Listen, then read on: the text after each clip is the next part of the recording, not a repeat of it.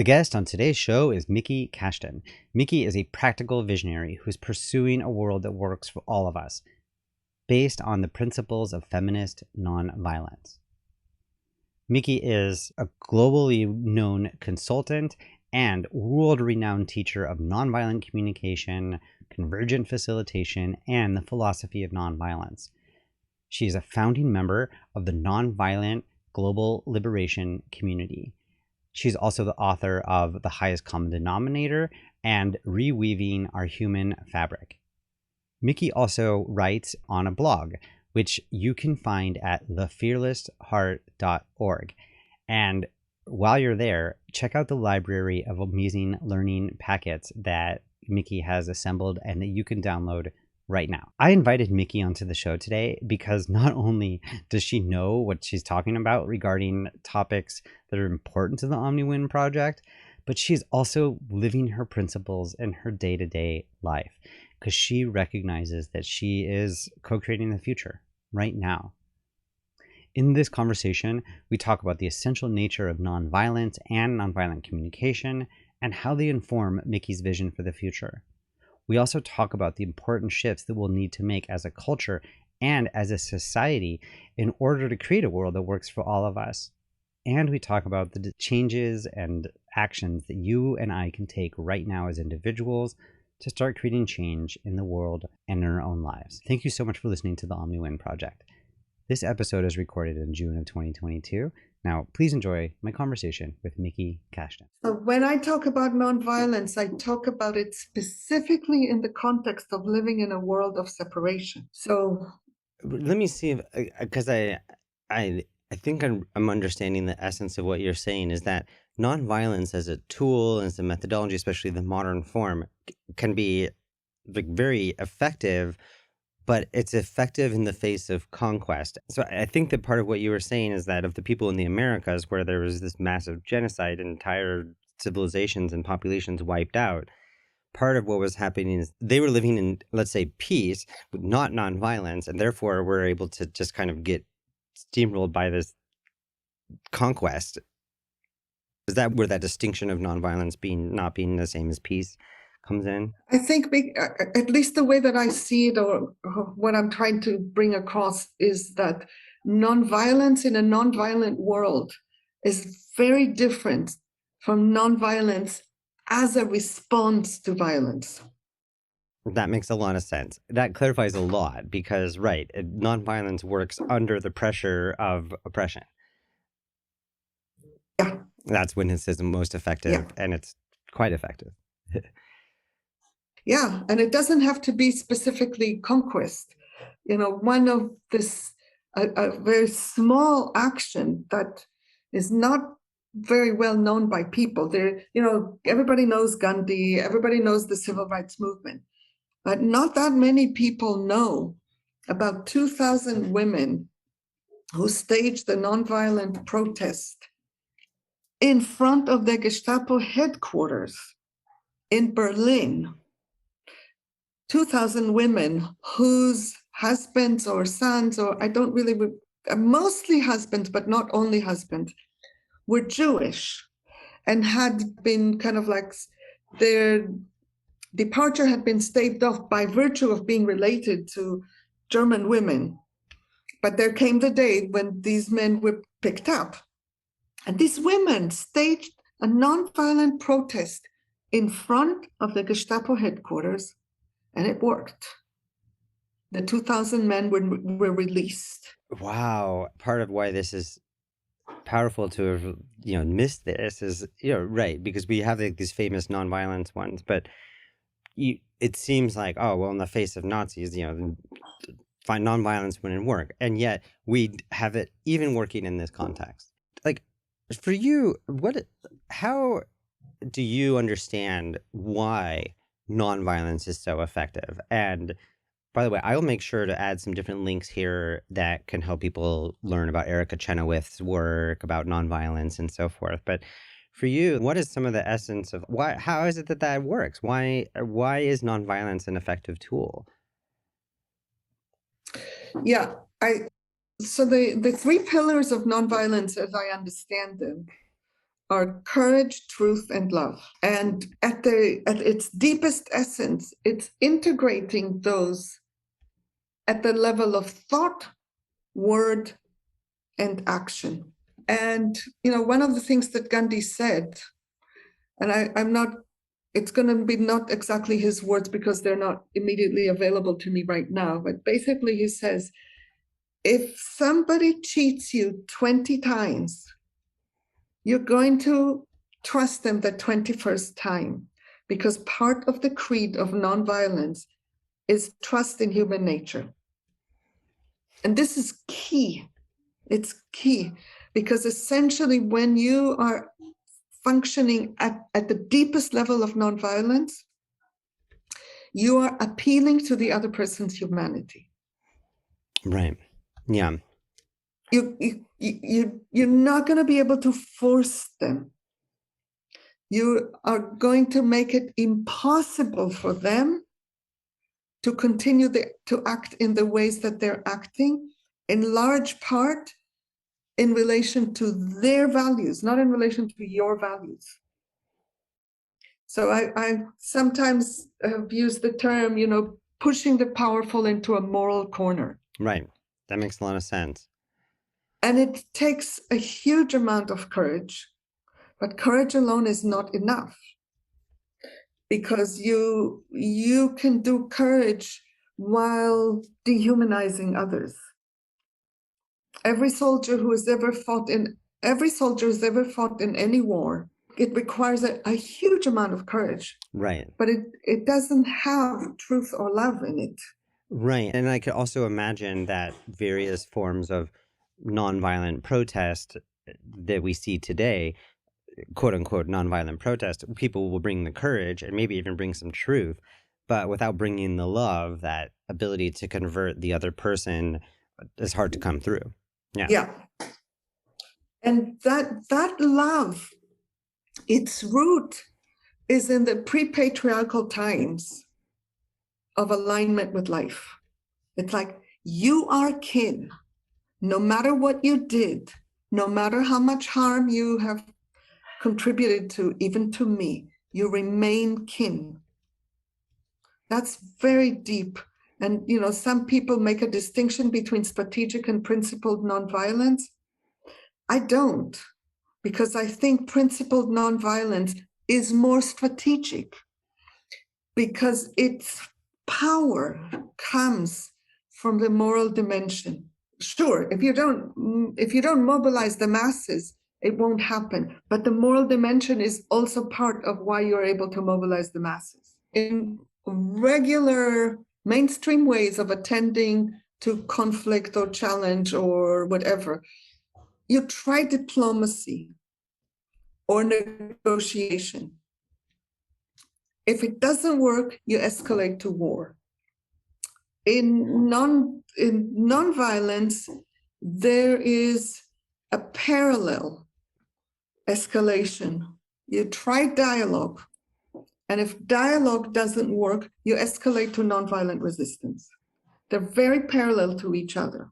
And dialogue, the whole field of dialogue, was not developed by either Gandhi or Martin Luther King to any significant degree. And Marshall Rosenberg emerged from multiple fields, one of which was his own investigation of nonviolence. And his focus has been primarily in the area of dialogue. That is where nonviolent communication. Well, okay, so I hear this parallel on some standard traditional warfare. We'll have negotiation when diplomacy, when that falls apart, then the means is war. And so the parallel that you're making is that we start with nonviolent communication, dialogue, interest-based, need-based communication. And if that's not able to work, then nonviolent resistance is where we can escalate to. And that's so we can still hold the need to take care of everyone's needs, take care of my needs, take care of your needs. And then, because I think that this is something that I've struggled with sometimes about the means and the ends, right? It's like, if you want to go and resist someone or protest or fight against something, that can make sense. But if you do that and you lose track that your end goal is to actually be back in relationship and trying to actually figure out how to work it out with this person, if they've become such an enemy that you don't ever want to talk to them again, then you miss the opportunity that's there. I do just want to say, for those who are not familiar, Marshall Rosenberg was the creator of Nonviolent Communication, the author of the book Nonviolent Communication, and started like quite a movement around that. Now, you have been the head of Nonviolent NVC Bay Area. You probably taught lots of people about nonviolent communication. And I always find it interesting when I meet someone who's like, I'm going to go learn about NVC. And I always kind of go, oh, shoot, there's a caveat that I want to give them about, about the ways that it can be taught often. So I'm curious, like, when you're teaching nonviolent communication, like, what are you really trying to get people to know about this? Like, what are some of the things that you think people miss or that might be worthwhile to know about? I think that there are at least two basic ways that things worry me sometimes.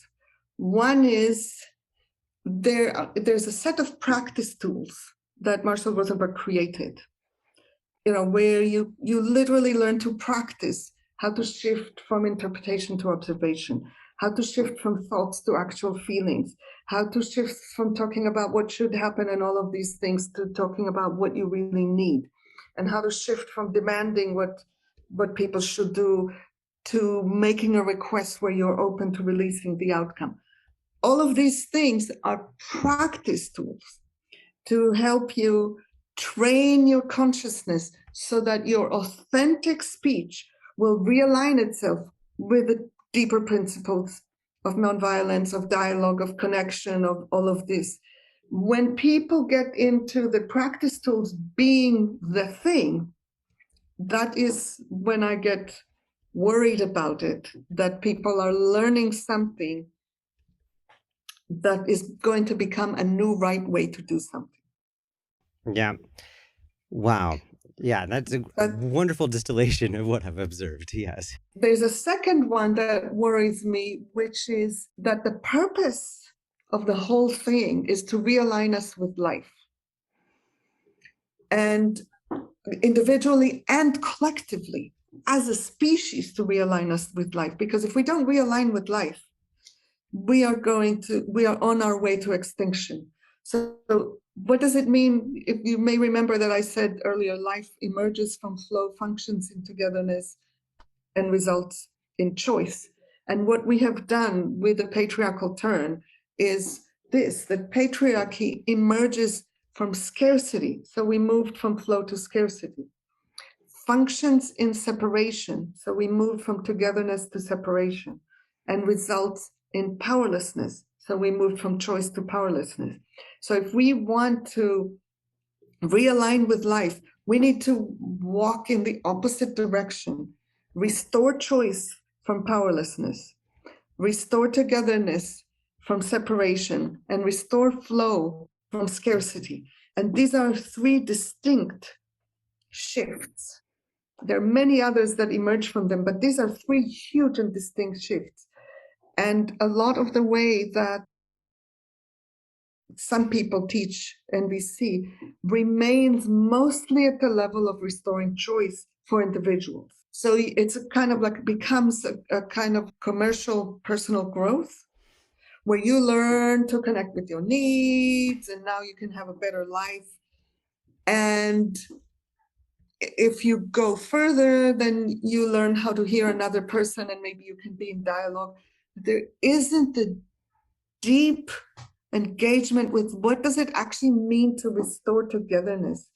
How does choice shift when we exercise choice within togetherness rather than choice as a form of separation?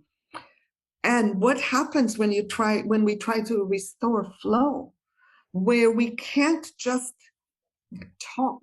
We need to attend to the material plane of how do we care for needs on the material plane? How do we move resources from where they exist to where the needs are?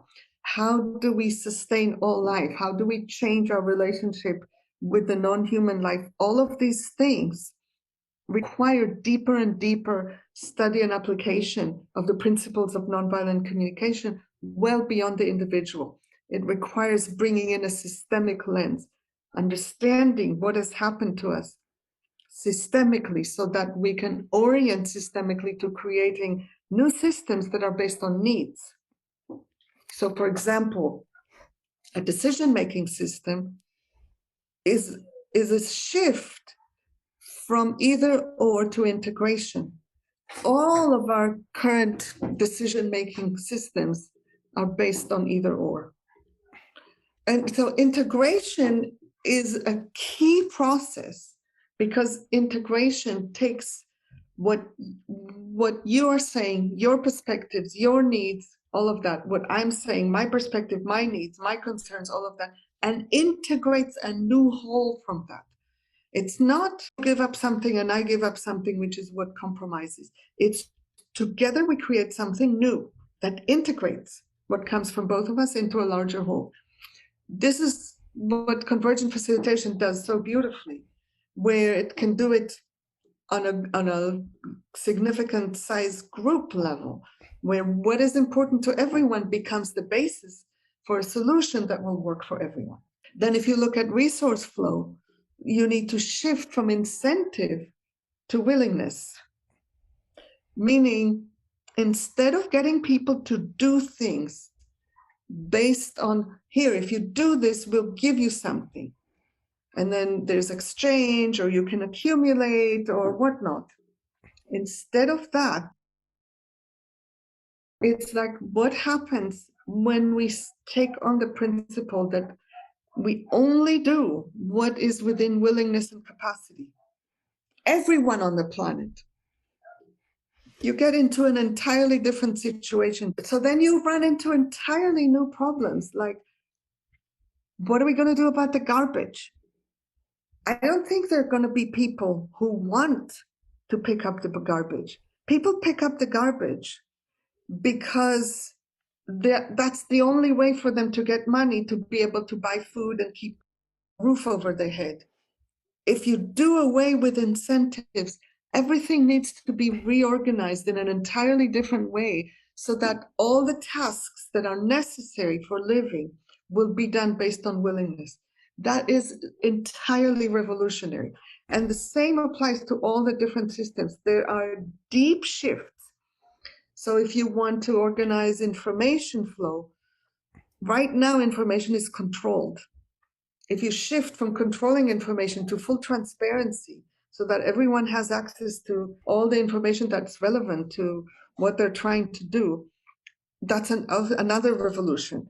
Then if you want to organize feedback systems, this one, the shift is from performance to learning.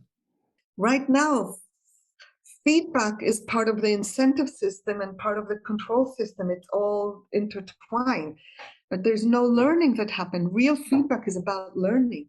How do we learn to attend to our purpose, care for our values, and care for each other better and better and better all the time through feedback loops? And lastly, what do we do with conflict? How do we engage with conflict? The mainstream ways of engaging with conflict are based on consequences. And the shift can be engaging with conflict based on capacity. If you understand conflict as an expression of low capacity in the ecosystem, because just think about it like this: when our capacity is high, give me a challenge, we'll work it out. Bigger and bigger problems become possible to metabolize and digest and work with. When we are low capacity, smaller and smaller problems are beyond our capacity and result in mistrust and conflict and polarization and all of that. So, for example, what is happening now in the United States is such a low capacity nation right now. It's scary. There's no capacity to deal with very, very basic things like pandemic, like how are we going to keep children safe in schools. These things are so polarized because the level of fear and anxiety and stress that people are living in is so high. People are so outside of connection with life that they don't have the capacity to find the pathways of integration, of willingness, of learning, of transparency, of trust, capacity, all of that. So this is where I take NVC to a systemic level. All of it is about establishing needs-based systems, but establishing needs-based systems is different depending on what the issue is. What would it mean to create transportation that it's based on needs? It's not going to be everybody has their own car. Okay, wow, this is wonderful. I love all these little shifts that you're talking about because I can tell that they've been really well thought out.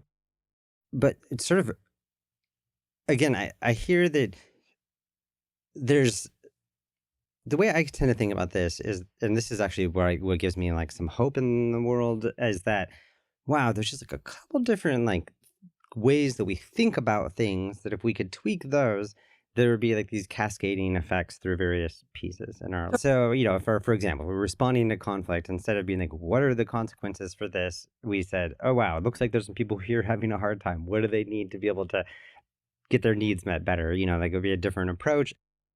Or if we saw someone that had done something that we considered to be a violation of the rules of our society, like what would it look like to, instead of punishing them, like what would it be like to actually see them as a person who needs healing, for example? So those would just create cascading effects and be very different. Or yeah, I'll do this because I'm willing instead of I'm doing this because you're making me. And you know, those kinds of shifts. One thing that I know, and I'm hearing this because I having read some of your things and just knowing some of the ways that this whole thing works, the part that you're saying there about if we base it on people's needs, there's something essential there. And I remember it was probably even 20 years ago, the first time someone gave me a list of universal human needs. I was up in Seattle with someone at the Center for Nonviolent Communication up there. And when I like took in this list and really understood what I was looking at, I was like, holy smokes, this is something that is a list of everything that everyone in the world agrees on, more or less, right? You know, like I can see the need for this, I can see the need for this, and you know, to the degree that they're culturally universal, I know there's some questions there, but why would a society where we're meeting each other's needs be one that could have all these cascading effects? Could you like help us connect the dots between the needs and the creation of the society that we want to live in? Because I bet you can articulate it pretty well. Okay.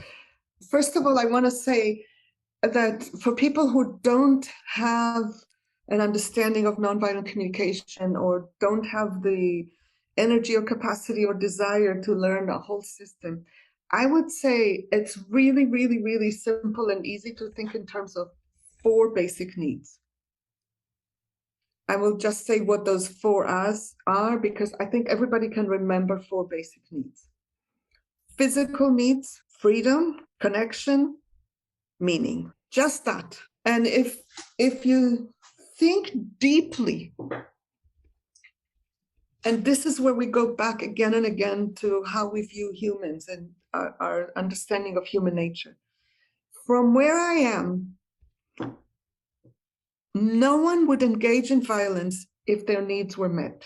Why would I ever want to engage in violence if my needs are already met? So there is a really, really deep social and philosophical shift from thinking about controlling people to thinking about sustaining people as a way to have things function. Somebody who is stressed is not going to have space for somebody else's needs. Somebody who is well-fed and relaxed will. But when we start thinking of needs in terms of what the market creates, the kind of unnecessary things that we all consume as a substitute for our true needs, then it's hopeless. It's when we get to the actual basics of what is it that we really need. And key is no one decides for anyone else what they need. We need to have the freedom to define our own needs, even if it means that the first drafts of sharing resources are still skewed. Because one of the things that happens is, for example, if you grew up in poverty and I grew up in wealth, your felt sense of need and my felt sense of need will be different. Because you grow up in poverty, you learn to make do. you learn it. You learn it so well that you don't feel the need for a second car. Because if you need to go to work and somebody else in your household needs to go to work, there's somebody else in the neighborhood who has a car that they're not using at that time, and you will use it. I mean, may not be a great example, but it's you just learn to make do so you feel less need. If I grew up with 15 servants who are just standing there in different corners of the room, just waiting to see me move, and then they come and give me what I didn't even articulate that I want, my felt sense of need is different. Because if I don't have a single servant, I will feel naked, unable to manage my life. It's not entitlement. Sure, there is entitlement, but entitlement is not how I feel inside. Inside, I feel unstable, like I don't know what to do with myself if I don't have access to that kind of support. I don't know how to manage my life. I don't know how to interact with other people to create pathways for meeting needs. So until all of us come back to the depth of who we are as human beings, there may be iterations that are still skewed. Still, I believe I don't want to define for you what your needs are. I can tell you, okay, so you want this much bread. There isn't enough, because if you get this much bread, this person won't get any. What are we going to do about it? And we work it out. And this way you learn. You learn to, through feedback, you learn to consume less. So I'll give you a very concrete example. The community that I created and I now do all my work through, there are now about 300 of us. It's a virtual community. There's no place that it is. We are spread out in different parts of the world. And there are about 30 of us who depend on the community for all or part of our own sustainability of our own needs. So 3 times a year, money comes in. We ask for money from the people who support us. It comes in. We have however much we have, and then we distribute it amongst all the people who put in requests because they need it for sustainability.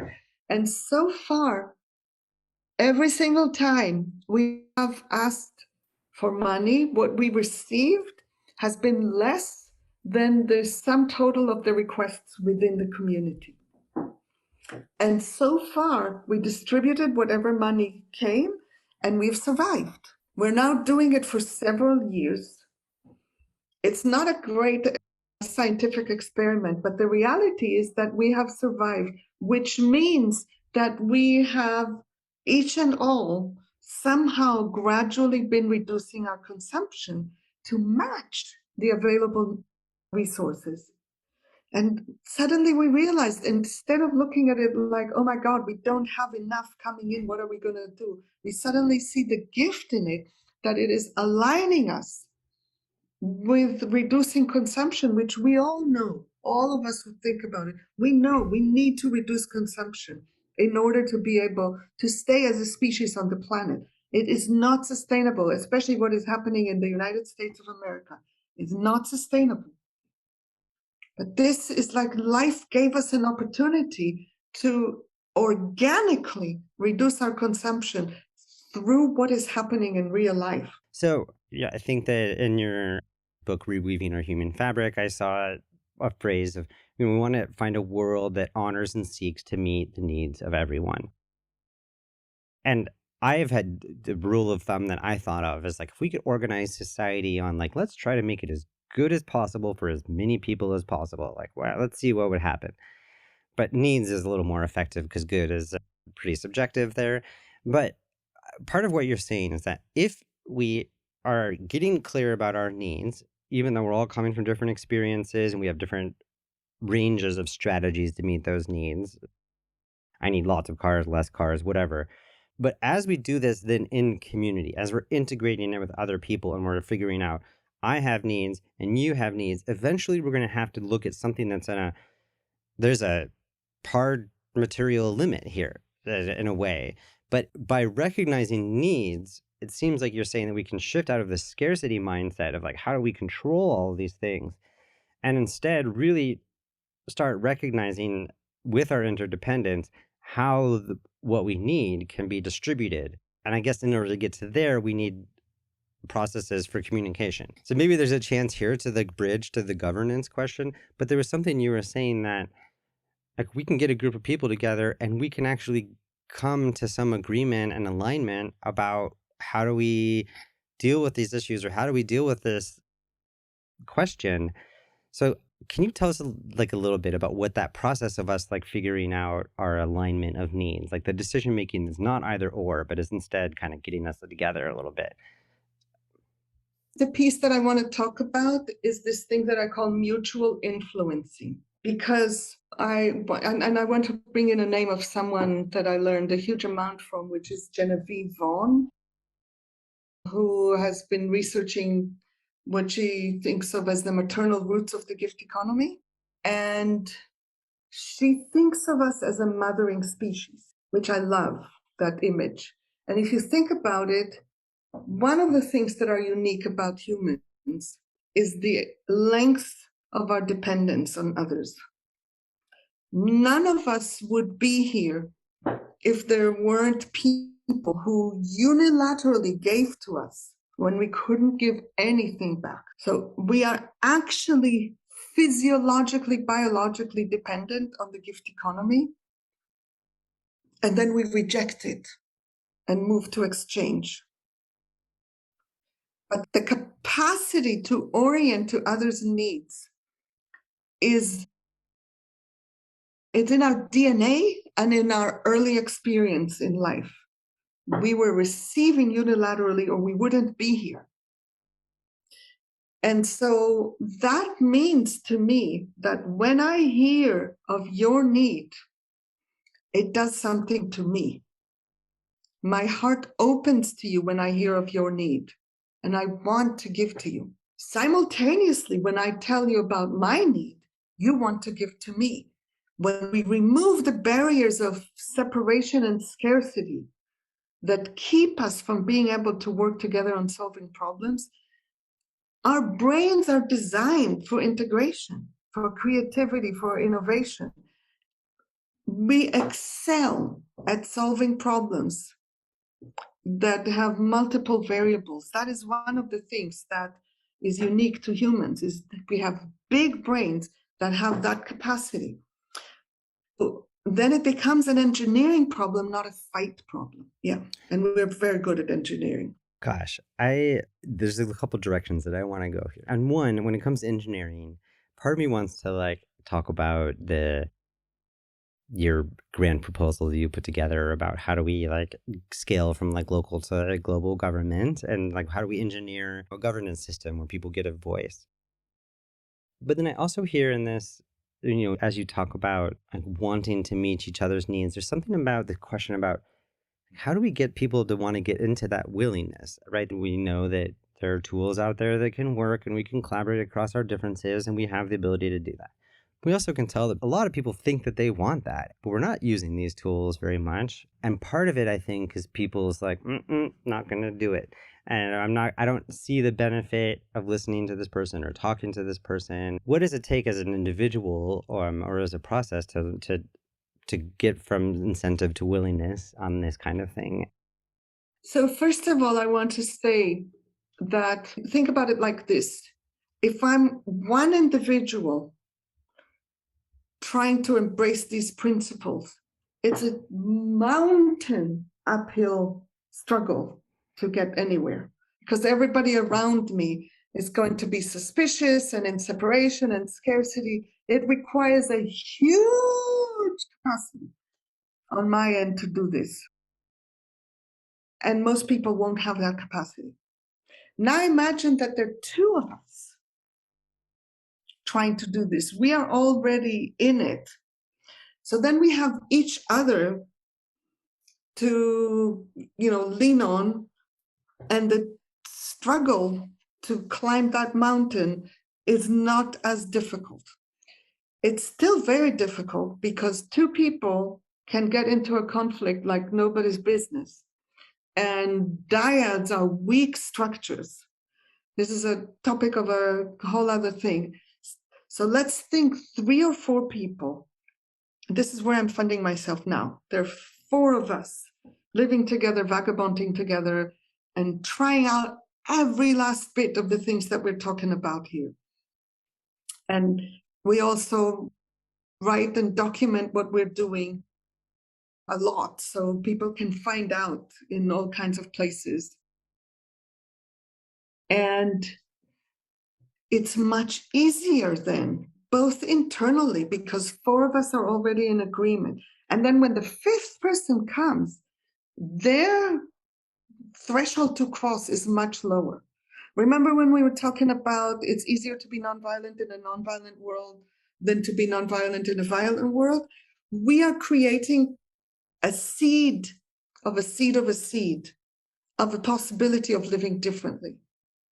We are trying to create it in optimal conditions. And what I mean by optimal conditions is not having a Mercedes.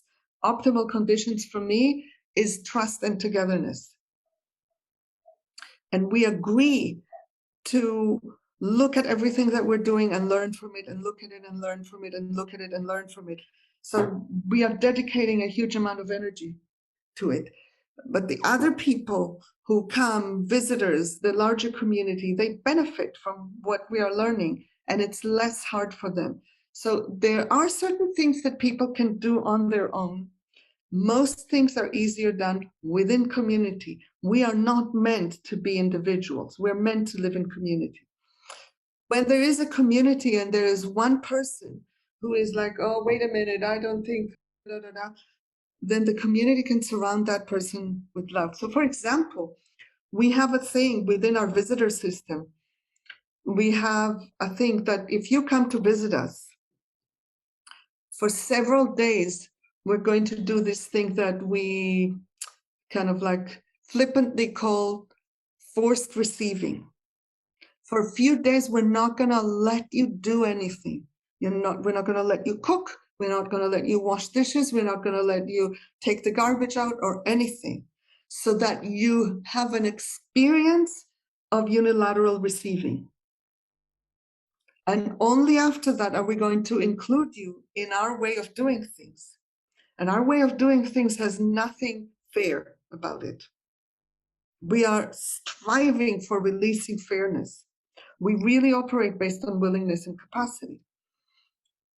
So right now, we have a lot of logistical challenges, and there is a bit of a conflict between 2 of us. So overall, right now, we are in low capacity. And the way we handle cooking right now, we're 5 now because we have an extended visitor. And 3 of us are not willing to cook for the time being. It's beyond our capacity. And the other 2 are either they figure out how to cook or we do takeout. It's only happened once so far that we needed takeout. And it so happens that those 2 are the guys. And there's something amazing about having a situation in which, for whatever reason, obviously we can't get into the details, the 3 women that are here now, we're not cooking. And the guys are either cooking or doing takeout. And it's not like we decided that the men should cook.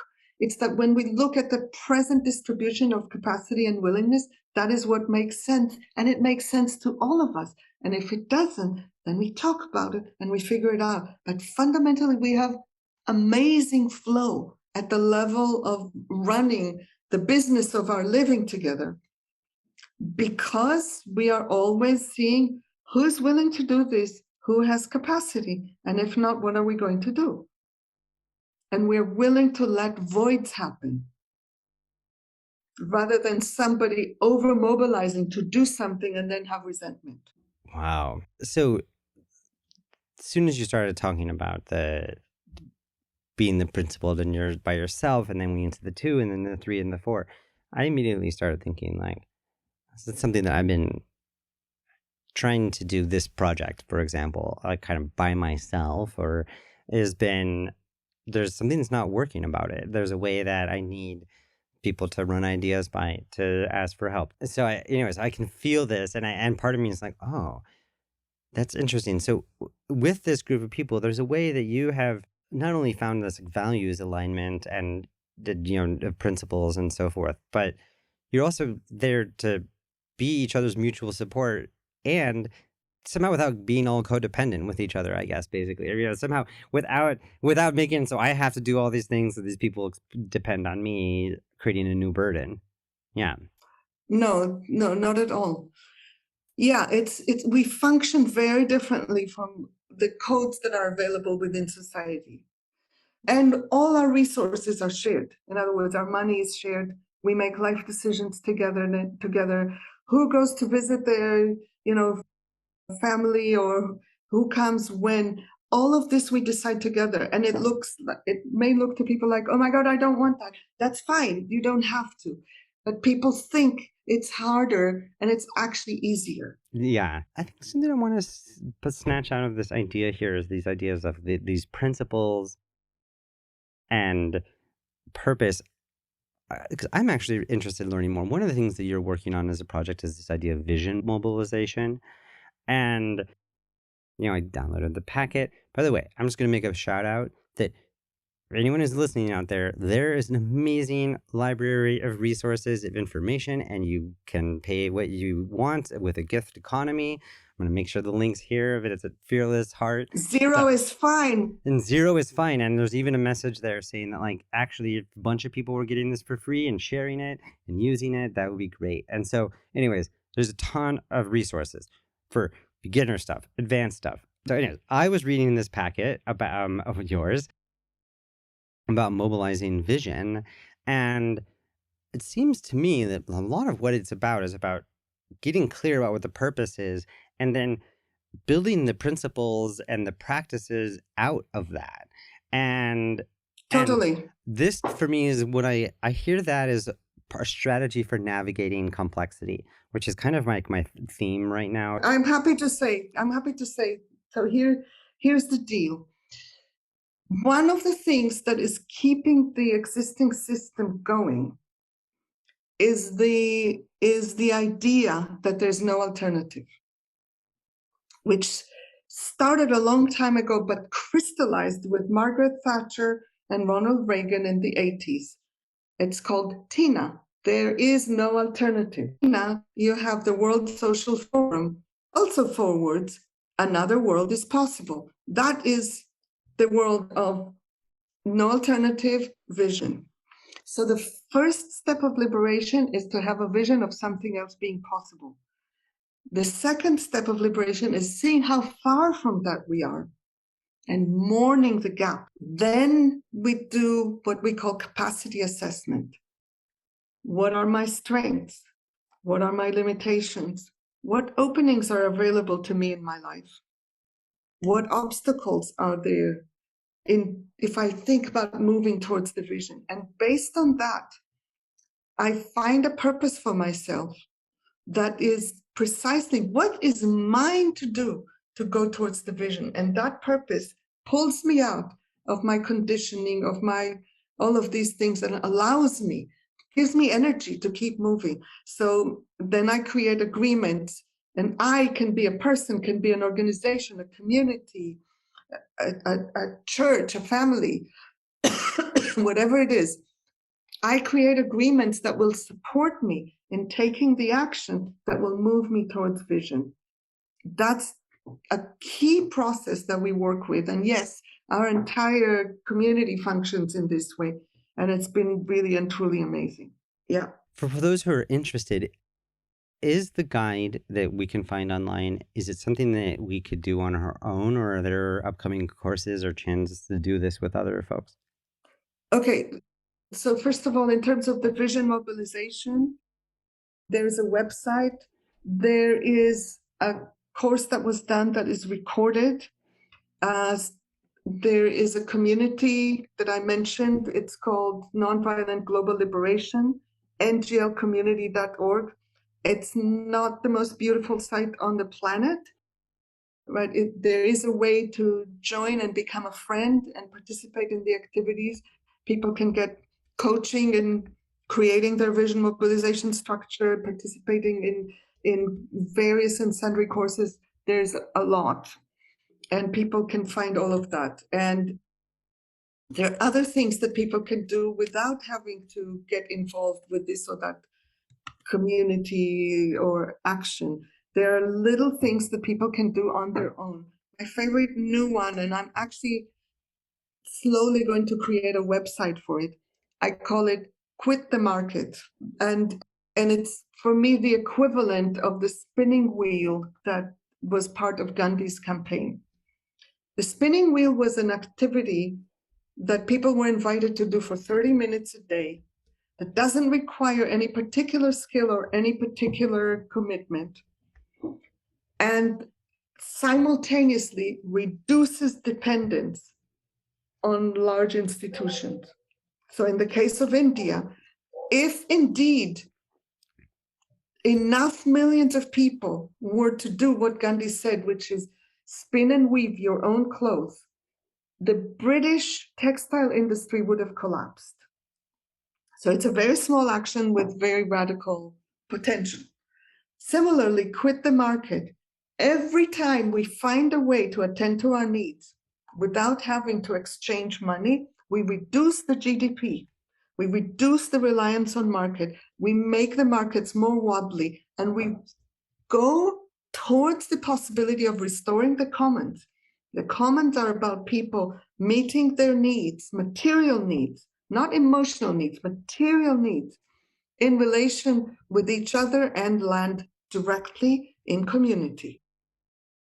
So we can restore the commons.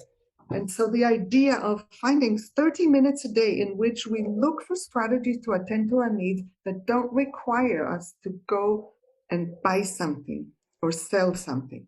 So non-monetary, non-exchange, uncoupling giving from receiving, deaccumulation. Most of us who live in the global north have more than we need. Most of us, including many who are below the poverty line in the global north, not all, but many, have more than we actually need to sustain ourselves well. So if we are able to deaccumulate, that is an amazing liberation and changes material relationships. So all of these things are a type of action on the material plane. There's an entire different set of actions, which is about questioning what we have been told about ourselves, what we have been told about people, what we have been told about the systems that we live in, and what we have been told about each other. So seeing the systemic, seeing how we are made, how the systems of patriarchy, capitalism, white supremacy, the religions, all these different things, how all these systems have shaped us through our socialization to be who we are, and the same for other people. So when people do things that are not to our liking, remembering that they are the product of the same systems that we are, and these are systems that pit people against each other and against themselves and against life. When we see that, it brings compassion, expansion, more possibility of seeing ways of attending to it. And once we actually see those ways, then we can start thinking about what is my sphere of influence. And my sphere of influence may be as small as my children. And then the question is, how do I relate to my children in a way that attends to their needs as they understand them, prepares them to stand up to a system by not being obedient, instills in them a sense of agency and capacity to engage with others, to learn from others, to contribute to others, even as young ones. Then I'm leveraging my sphere of influence to create a different world. And it may be that my sphere of influence is huge and I'm a CEO. And I can totally change the way that this company is run and convert it into a worker cooperative.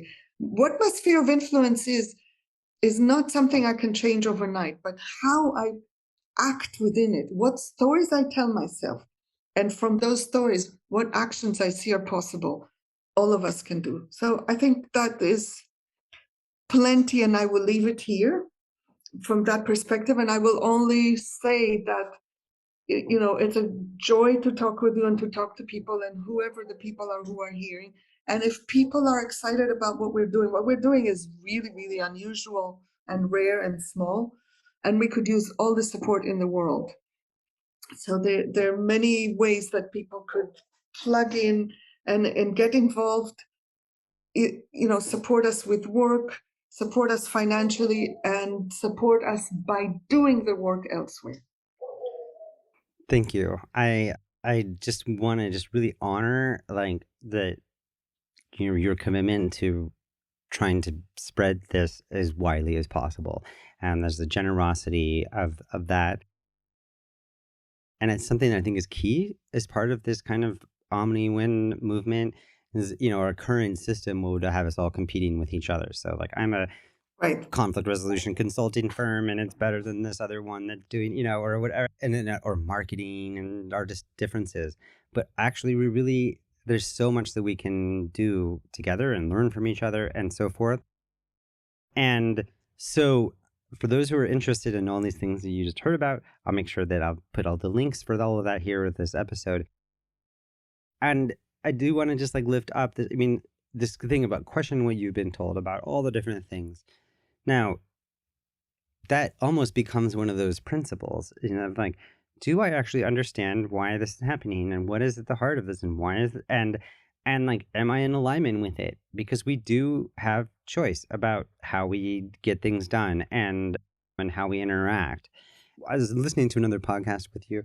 You were telling the story about going to the farmer's market and getting some mulberries and sharing it with a total stranger, and how the stranger got their mind blown because you didn't want to sell it to them or anything. And I thought that was such a great example, because there's something about the changes we're trying to make. Sure, we can go try to change some legislation in Washington, D.C. Good luck. We're not very good at that these days. But you can, right now, in your next interaction with another human, start creating the world you want to be. And if there's any real lesson, I think that Gandhi really, taught well, is like, be the change that you want to see in the world. But really about that, if you want to be in a world of love, figure out how it's going to love people. If you're not ready for that, and I think that was something I read somewhere, something else you said, look, if you're a facilitator and you can't handle certain people's perspectives, that's up to you to figure out how to do the role plays, do the healing, do the spiritual work, whatever it's going to take. But, so if you don't feel like you're ready to step away from the market, or if you don't feel like you're ready to sort of question the story, or if you don't feel like you're ready to start loving your neighbor, then that's a good place to start too. Thank you. Wow. Thank you so much, Miki.